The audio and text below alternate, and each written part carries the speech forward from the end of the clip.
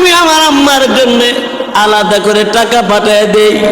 ঈদ আসলে মাগো জীবন ভর পুরাতন কাপড় তুমি পরছো ও মা জননী। শুধু তাই না মা জননী, আমি ঈদের দিন নতুন কাপড় পরার জন্য তুমি ভিক্ষুকের মতো বাড়ির মালিকের কাছে গিয়ে হাত পাইতে বলছো, এই মালিক আমার ছেলেটা ঈদের দিন নতুন কাপড় পরবে, বেতন যা দিচ্ছেন চাল ডাল খাইয়া শেষ হয়ে গেছে, আমারে 50টা টাকা দেন, বাজারে যাইয়া মহাজননী তোমার জন্য আমার জন্য নতুন জামা নিয়ে আসছে।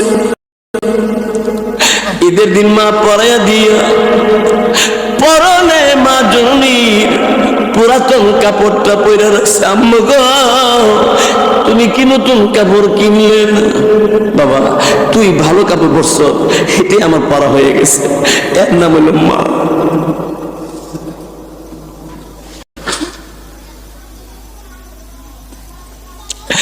এই ছেলেটি ডাক দিল, হুজুর বাড়িতে বিদেশ থেকে আমি আসবো, আম্মার জন্য আমি ফোন দিলাম, টেলিফোন করলাম, মা টিকিট তো কাটছি, আইসা বলবো মা বাড়িতে। মা গো তোমার জন্য আমি কি আনবো? ছেলেরে তোমার জন্য কিচ্ছু আনতে হবে না, তুই যদি আয়োস তোরে দেখলে আমার সব শেষ হয়ে যাবে।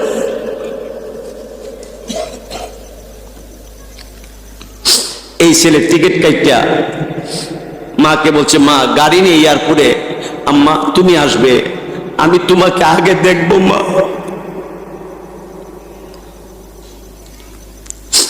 মা জননী বিদেশ থেকে ছেলেটি বল, হুজুর আমি আসার 2 দিন আগে আমার আম্মা আমার টেলিফোন করি, আমার টেলিফোন ধরে না।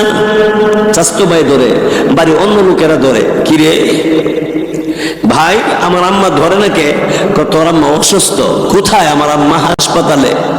ধরে না কে? আম্মা একটা কথা বলতে পারে না। না ডাক্তার বলছে কথা বলতে পারবে না।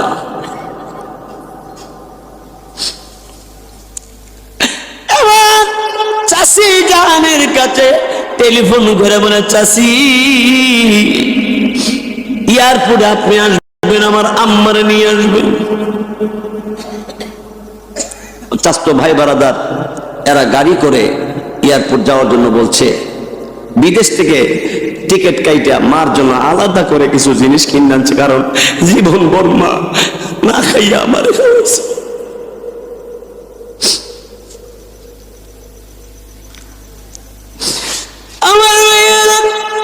তারপরে ছেলেটি ডাক দেন, হুজুর আমি আমার ভাই বারাদার চাচতো ভাইদেরকে বলেছি গাড়ি নিয়ে আসবি। ঠিক আছে গাড়ি নিয়ে আসবো, আম্মারে কিন্তু সাথে করে নিয়ে আইও।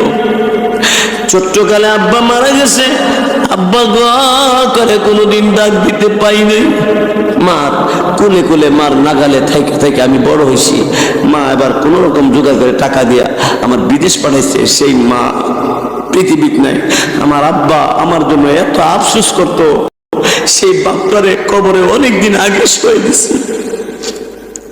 আমার মাকে নিয়ে এসো।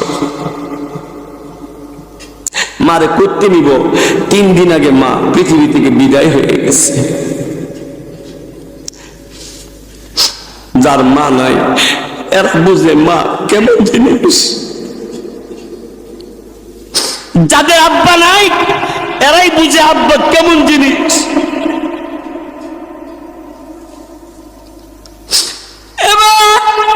এই ছেলেটি এয়ারপোর্টে নাইমা এয়ারপোর্টে গেট দিয়ে যখন বাড়িতে আসে, চাচতো ভাই বারাদার আগে গেছে।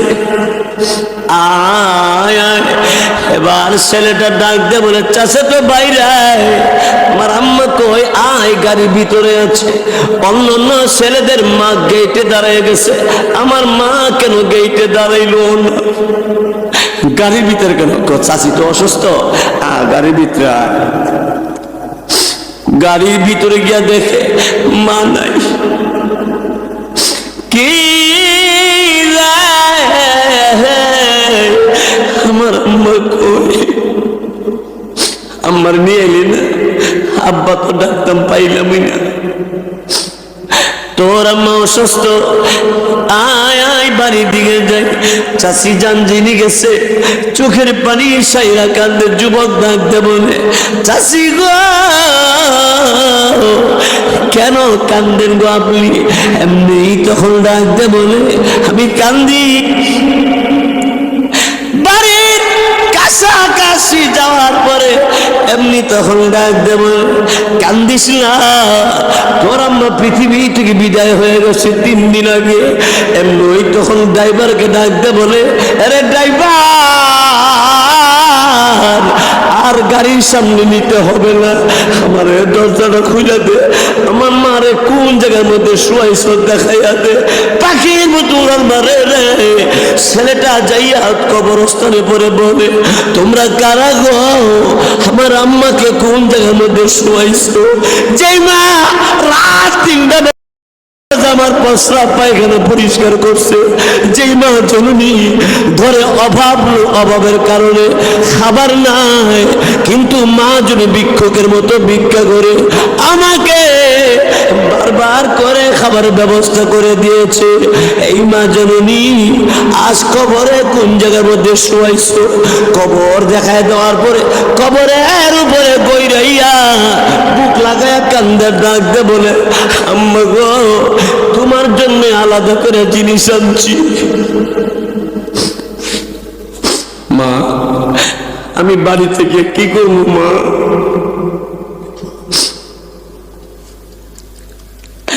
এই ছেলে কান্না দেখে এলাকার সব মানুষ কবরস্থানের পাশে চলে আসছে।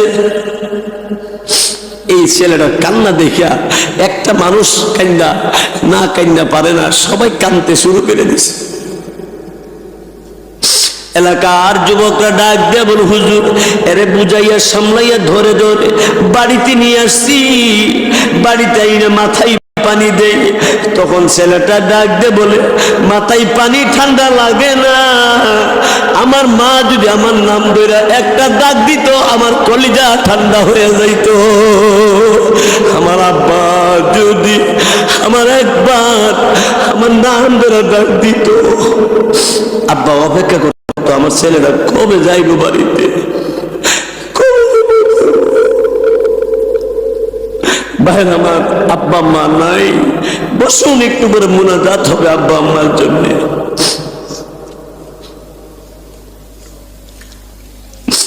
মাথায় পানি দে কিন্তু ঠান্ডা লাগে না, মায়ের মতো আদর কেউ করতে পারে না।